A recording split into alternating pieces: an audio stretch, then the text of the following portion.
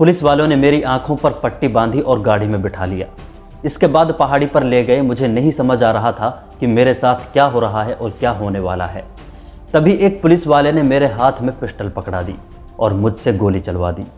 मुझे ज़मीन पर औंधे मुँह लिटा दिया गया और पैर में गोली मार दी। वो गोली अब भी मेरे पैर में फंसी हुई है।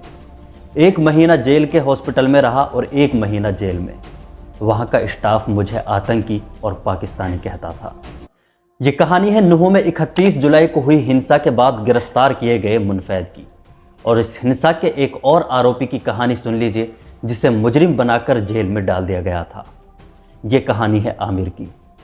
आमिर कहते हैं कि मुझे पुलिस ने 20 अगस्त को गिरफ्तार किया था। उस वक्त मैं गाज़ियाबाद की साहिबाबाद मंडी में था। मैं गाड़ी में उस दिन बेंगलुरु से नारियल भर कर लाया था।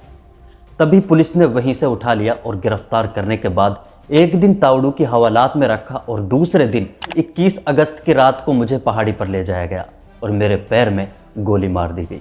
आमिर बताते हैं कि मुझे कहा गया था कि चलो किसी को गिरफ्तार करना है। इसके बाद वो मुझे सील खो की पहाड़ी पर लेकर गए। पुलिस वालों ने मेरे हाथ में पिस्टल थमा दी और मुझसे कहा चलाओ इसे, लेकिन मैंने कहा मुझे ये चलाने नहीं आती। और वही पिस्टल आमिर की बरामदगी में भी लिखवाई गई थी।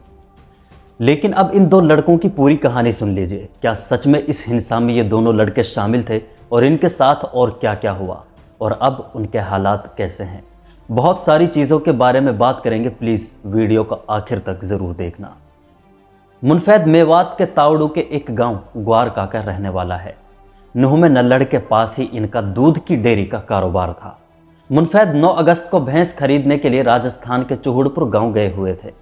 मुनफैद के साथ एक और लड़का सैकुल भी था। दोनों अपने घर लौट रहे थे। रास्ते में ही पुलिस वालों ने मुनफैद और सैकुल को गिरफ्तार कर लिया। मुनफैद बताते हैं कि उन्होंने हमसे पूछा कि तुम दंगे में शामिल थे, तो हमने कहा कि नहीं।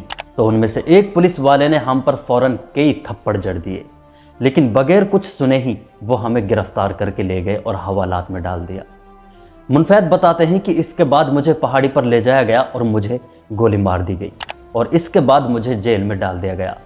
दैनिक भास्कर की रिपोर्टर ने मुनफैद से पूछा कि पुलिस ने तुमसे कुछ पूछताछ की थी? तो मुनफैद बताते हैं कि नहीं। मैं उनसे कहता रहा कि आप मेरी लोकेशन चेक कर लीजिए।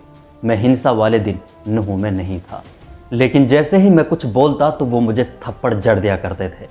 मुनफैद बताते हैं कि गोली लगने के बाद जब मुझे हॉस्पिटल में भर्ती कराया गया तो नल्लड़ हॉस्पिटल का एक डॉक्टर मुझसे कहा करता था कि तुम आतंकवादी हो, तुम पाकिस्तानी हो, हम तुम्हारा इलाज नहीं करेंगे। आगे बताते हैं कि मेरे पैर में गोली फंसी है और मैंने डॉक्टर से कहा था कि मेरे पैर से गोली निकाल दीजिए, तो उसने मेरे कागजात फेंक दिए और कहा कि नहीं निकालेंगे। वो कहते हैं कि बाद में मेरा इलाज डॉक्टर मंजीत ने किया था। वो एक भले इंसान थे, लेकिन गोली अभी भी मेरे पैर में ही है। मैं किसी भी डॉक्टर के पास और कहीं भी सरकारी हॉस्पिटल जाता हूं तो वो कहते हैं कि अभी नहीं निकाली जाएगी। जेल के अंदर की कहानी बयां करते हुए मुनफैद कहते हैं कि मुझे जेल के अंदर मारा पीटा तो नहीं गया, लेकिन पूरे स्टाफ का व्यवहार हमारे साथ काफ़ी गलत था। मुझे पाकिस्तानी और आतंकवादी कहा जाता था और मुझे दूसरे कैदियों से मिलने से और बोलने से मना कर दिया जाता था। मुनफैद बताते हैं कि कुछ ही दिनों पहले डेयरी का काम शुरू किया था जो अच्छी तरह चल रहा था, लेकिन अब सब कुछ ठप हो चुका है। 6 अक्टूबर को मुनफैद की ज़मानत हो चुकी है और ज़मानत पर इस वक्त मुनफैद बाहर है। मुनफैद इस वक्त किसी कंपनी में गार्ड की नौकरी करते हैं। ऐसी ही अगली एक कहानी मोहम्मद आमिर की है, जो मेवात के एक गांव डिडारा का रहने वाला है।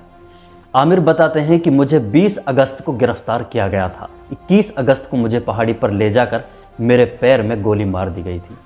आमिर बताते हैं कि एक दिन मुझे हवालात में रखा गया और दूसरे दिन मुझे पहाड़ी पर ले जाया गया और वहां जाकर मेरे हाथ में पिस्टल थमा दी गई थी और मुझसे कहा गया कि इसे चलाओ।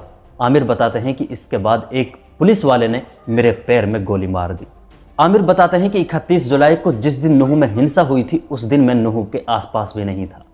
उस दिन मैं पुन्हाना में अपनी बहन के घर पर था। किसी ने मेरा नाम ले दिया और इसके बाद मुझे गिरफ्तार कर लिया गया। पुलिस के पास मेरा मोबाइल है, लेकिन उसका अभी तक डॉक्यूमेंट्स में कहीं भी कोई जिक्र नहीं किया गया है। डॉक्यूमेंट्स में सिर्फ पिस्टल और बाइक लिखवाई गई है, लेकिन मोबाइल का कहीं कोई जिक्र नहीं किया जा रहा है, क्योंकि उसमें मेरी लोकेशन का पता चल जाएगा कि मैं हिंसा वाले दिन कहीं और था।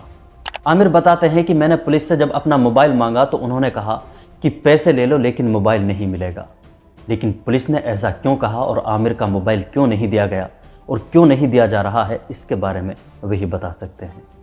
आमिर कहते हैं कि जेल में हमसे मारपीट तो नहीं की गई लेकिन बहुत बुरा व्यवहार किया जाता था और मेवात के बारे में कहा जाता था कि मेवात मिनी पाकिस्तान है। आमिर की भी कुछ ही दिनों पहले जमानत हो चुकी है और अब वो जमानत पर बाहर हैं। आमिर का एक गरीब परिवार है जो झोंपड़ी में रहता है, लेकिन आमिर के पिता बताते हैं कि इस केस के चलते उनके अब तक 3 से 4 लाख रुपए खर्च हो चुके हैं, जो एक गरीब परिवार के लिए बहुत बड़ी रकम है। आमिर के पिता बताते हैं कि जितना भी खर्च हुआ है वो सभी पैसा कर्ज लिया था और अब एक झोंपड़ी में ज़िंदगी बसर करने वाला परिवार किस तरह इस बड़े कर्ज को चुका पाएगा, ये सोचने वाली बात है। और इसके अलावा आमिर हर महीने तारीख पर जाते हैं और कोर्ट में पेश होते हैं।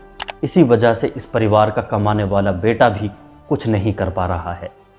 ये दोनों वो लड़के थे जिनके बारे में पुलिस ने दावा किया था, क्लेम किया था कि इन्होंने पुलिस पर फायरिंग की थी और उनके साथ पुलिस की मुठभेड़ हुई थी और मुठभेड़ में इन्हें गोली मारी गई थी और इनका एनकाउंटर किया गया था। यह था पुलिस का वो फर्जी यानी फेक एनकाउंटर।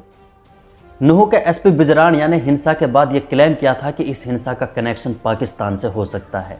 पाकिस्तान के जो यूट्यूबर्स हैं उनका इस हिंसा से कोई कनेक्शन हो सकता है, लेकिन अभी तक पुलिस एडमिनिस्ट्रेशन के मुताबिक कोई भी ऐसा कनेक्शन और कहीं से भी इस तरह का कोई कनेक्शन सामने नहीं आया है। हालांकि हिंसा के बाद से ही इन्वेस्टिगेशन जारी है। मुनफैद के वकील ताहिर रुपड़िया, जिसे जमीयत उलमाए हिंद ने नूह हिंसा के आरोपियों की जमानत के लिए मुतय्यन किया है, वो कहते हैं कि मुनफैद का एनकाउंटर फेक था और हम ये कोर्ट में साबित करके रहेंगे। आज के वीडियो में सिर्फ इतना ही। आखिर में आपसे छोटी सी गुजारिश है कि वीडियो को ज़्यादा से ज़्यादा लोगों तक शेयर कर दें ताकि ये सच्चाई सभी के सामने आ सके। वीडियो को लाइक कर दें और अगर चैनल को सब्सक्राइब नहीं किया है तो चैनल को सब्सक्राइब ज़रूर कर दें। ये सब कुछ स्क्रीन पर टच करने से हो जाता है, आपको कुछ भी पे वगैरह नहीं करना पड़ता।